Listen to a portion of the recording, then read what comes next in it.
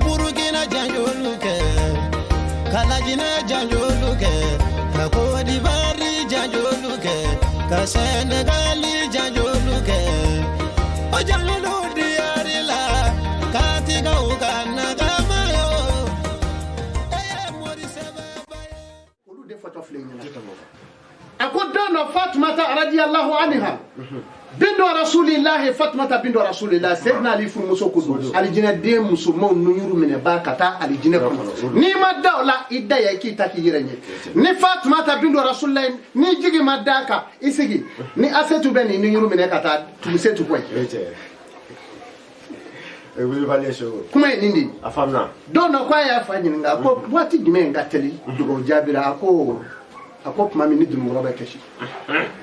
ala kana so dunungoro ka keshi ka ba fayir la ki daletu kano ke oti beon dunungoro be na jode dunungoro be singa na ajote dunungoro ni do be akeshi kan gadi o de la ni shedo keshira ne ga demson fle nya fuye dono shufe ngoma ayemli shedo keshira bulla dunungoro ngo tara ye ko ni no nga kandike akera bi chevla bo kanmandada me uta blati ya dunungoro dobe obitajo la ilaha illallah muhammadur rasulullah dunungoro doboke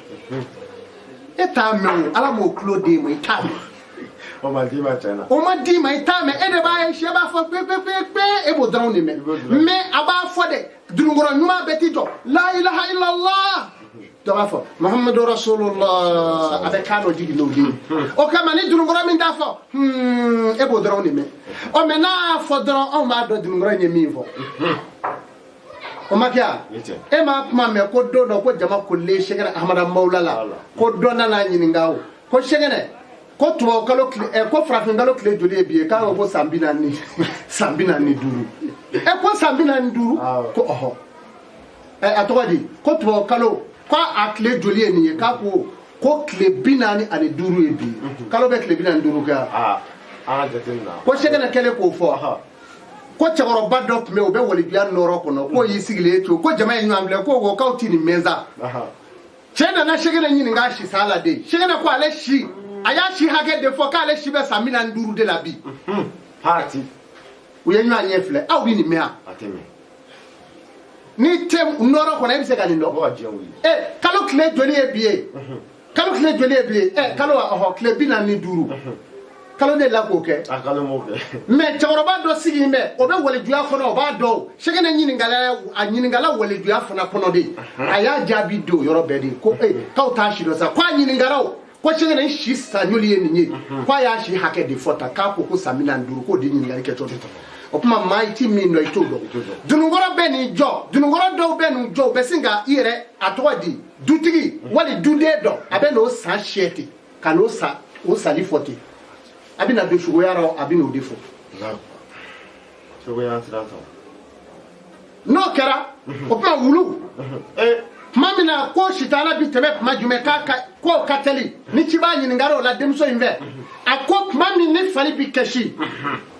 fali ga kashi fali kashi wati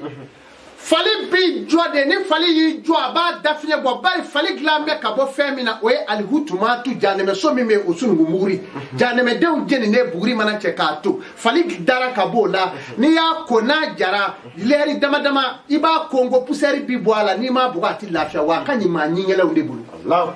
katuwa dashido fali de dara ka bo de la janeme so buguri odela fali bi pmade abina dawade la tadkhul janna la no kera wulu era fana be boli ka bo yorobe la wulu bi ne fota ate do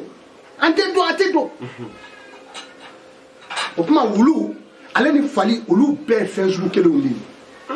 men ya selji men ni wulu shikari ka fulila anga malki asra bay ma fota ne parce que ni en vosa seliba che yanda ma sugu be tarwa voilà donc si ça anga malki asra ka ya selji men wulu nana shiki ka fulila ka selima chiya voilà donc wulu ni fali olu de ba bali olu de be dangali ke abe ko mi tongono be chugo mi ka so no na le wulla so ma ba kama keta ni dui ka dutigi che ka deun che ka ba ne deun ga nya wa tongono bo de ke imana la boka ni se da tongono bo ro dro i dangali i ka ko tiɲɛna. Siri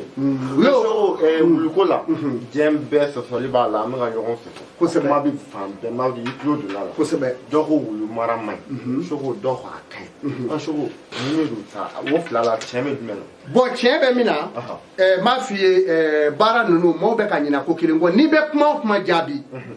n'i bi sariya o sariya kiti o kiti i da don a la i bɛ i da don a la n'i ka alimanba naani i bɛ alimanba min kɔ i b'i da don a la n'o ka kote mais kana daga ni kote tɔw ye alimanba naani ne hakili la o bɛ baara kɛ yan malikiya ani Ahmadu ibn Mali Safi ani Joy a tɔgɔ de Abu Hanifa ne hakili la olu naani an b'olu pratiquer ya kosɛbɛ o de tɛ yan donc o naani n'o bɛ kɛ yan Maliki ye fɛn dɔw daga mais i bɛ taa sɔrɔ Safiw ma o daga par exemple alimami bɛ kutuba la sisan mɔgɔ dɔ nana don k'a sɔrɔ alimami bɛ kutuba la o bɛ n'a jɔ dɔrɔn k'a kɛ dɔrɔn Alahu Akibaru k'i firi seli kan bon aw minnu ye Maliki maw ye aw b'o lajɛ i b'a fɔ k'o ye défaut dɔ kɛ bon Imam Maliki ko ale y'a mɛn Alakira bala sallallahu alaihi wa sallam ko ka alimami to kutuba la ko n'i nana sɔrɔ a la ko kana lamagali cɛya o kuma o kama maa min bɛ malikiya kɔ n'i nana alimami sɔrɔ kutuba la i b'i mɔsɔn k'i sigi i tɛ lamaga bon Imam Safi ko ale y'a mɛn Alakira ba da sallallahu alaihi wa sallam ko n'i donna misiri kɔnɔ waati o waati k'i ka misiri foni jɔko fila ye k'o kama maa min b'ale kɔ n'o donna misiri kɔnɔ k'ale misiri foni jɔko fila ye hali alimami bɛ kutuba la dɔ ye kɛlɛ bɛ min bon nin bɛɛ ko k'ale y'a mɛn Alakira la bon n'i ye Imam Maliki ta nkalontigiya o tuma i ye Alakira ka kuma dɔ fana jigin dɛ n'i ye Safi ta nkalontigiya i ye Ciba ka kuma dɔ jigin bon ni diinɛmaw ye nin lajɛ u bɛ nin lajɛ dɔrɔn ka sin ka bɛn ko la ten mais ne b'a dɔn u tɛ bɛn ka